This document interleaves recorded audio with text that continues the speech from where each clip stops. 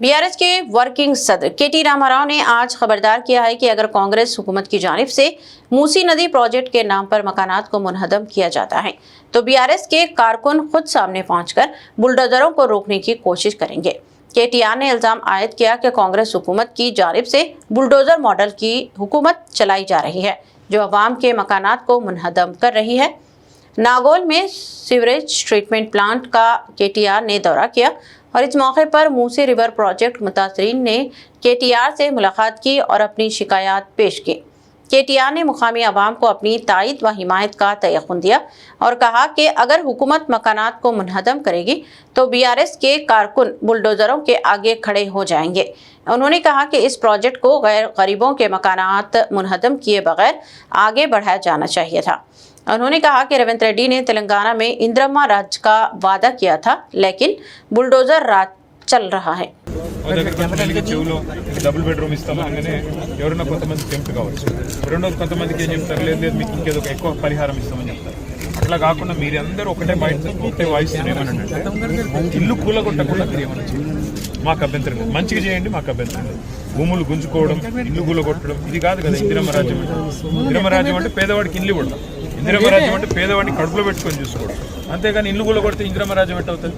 అందుకే కలిసి ఉన్న ఇల్లు ఇప్పుడు హైదరాబాద్లో ఈ 2 ఏళ్లలో 2.5 ఏళ్ళు అయింది, ఒక్క ఇల్లు కట్టలేదమ్మా, ఒక్క ఇటుక పెట్టలేదు, ఒక ఇల్లు కట్టలేదు. కానీ ఉన్న ఇల్లు కూడా కొట్టలేదు, 2000 ఇల్లు కూడా కొట్టాడు. కాబట్టి మనం అనేది ఏంటంటే పేదవాళ్ళకి జరిగిన న్యాయం చూసి కేసీఆర్ సార్ మన ఎమ్మెల్యేలందరూ రోడ్డు మీద పొంది ఎల్బీనగర్ వచ్చిన మర్నాడే చెప్పిండు రేవంత్ రెడ్డి గారు 1,50,000 కోట్ల రూపాయలతో చేస్తాం మూసిని అన్నాడు. మేము పరిశాన్ అయినాం. అరే మొత్తం మధ్యలోకెళ్ళి ఎక్స్ప్రెస్ వే కట్టినా 55 కిలోమీటర్ల పొడవునా మంచిరేవుల నుంచి గట్కేసర్ దాకా మూసీలా ఎక్స్ప్రెస్ వే కడితే కూడా 10,000 కోట్లు అవుతుంది. అది కూడా మేము లెక్కేసినాం. అది కూడా మేమే ప్రాజెక్ట్ రిపోర్ట్ తయారు చేసి గవర్నమెంట్లో ఉన్నది. అది ప్లస్ 4,000 కోట్ల రూపాయలతోని సివరేజ్ ట్రీట్మెంట్ ప్లాంట్లు ప్లస్ ఇంకొక 2,000 కోట్లు సుందరీకరణ అన్ని చేస్తే కూడా 16,000 కోట్లలో మూసీ సుందరీకరణ అయిపోతుంది. కానీ రేవంత్ రెడ్డి గారు 16,000 కోట్లతో పోయేదాన్ని ఇలా 1,50,000 కోట్లు అని పదే పదే చెప్తా ఉన్నారు. ఇది మా మాట కాదు, రేవంత్ రెడ్డి గారే స్వయంగా ఆయన హైదరాబాద్లో బహిరంగ వేదిక మీద చెప్పినారు 1,50,000 కోట్ల రూపాయలతో మూసీ సుందరీకరణ చేస్తాను.